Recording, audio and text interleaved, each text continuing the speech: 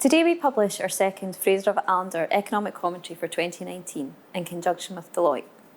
As usual, we provide our latest assessment of economic conditions in Scotland, the UK and internationally, and we update our forecasts for the next 3 years. We also touch on recent debates around Scotland's public finances and the outlook for Holyrood's budget. It's now 3 years since the EU referendum. Unfortunately, we are still none the wiser as to the timing or nature of the UK's departure from the EU. This is having a number of impacts. Firstly, it is increasingly clear that firms across the UK are holding off investing. The longer that this goes on, the greater the risks of long-term damage to the economy.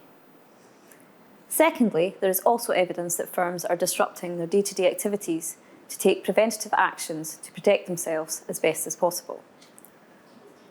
Last week's Scottish GDP data appears to show evidence of a substantial uplift in stockpiling as firms weighed up the possibility of the UK crashing out of the EU with no deal in March.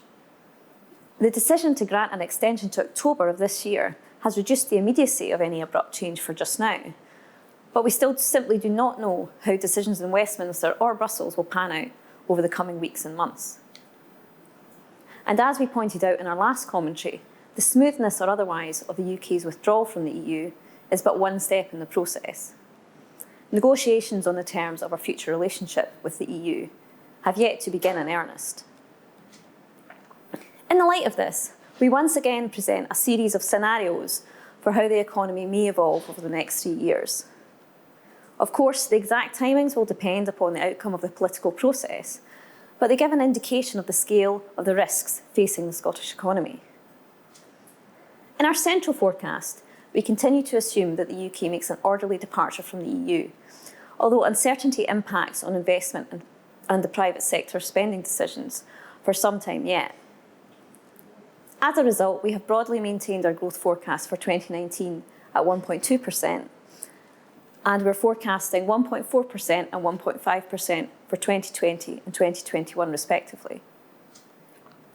However, a no-deal outcome cannot be ruled out.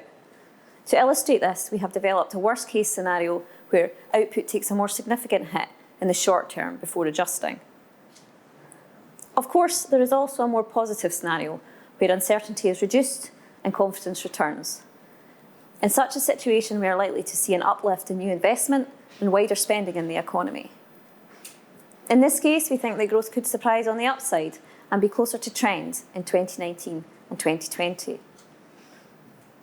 All of this comes at a time when the link between Scotland's economy and the public finances have risen up the political agenda. The Smith Commission was designed to bring major new autonomy and accountability to Holyrood, with new responsibilities over income tax, other devolved taxes and social security. But it also brought risks that the Parliament was willing to trade off for the goal of more powers. Some of these risks, and most crucially the potential for Scottish and UK tax growth rates to diverge, were well known when MSPs agreed to the deal, but they have the potential to pose serious challenges to Scottish ministers.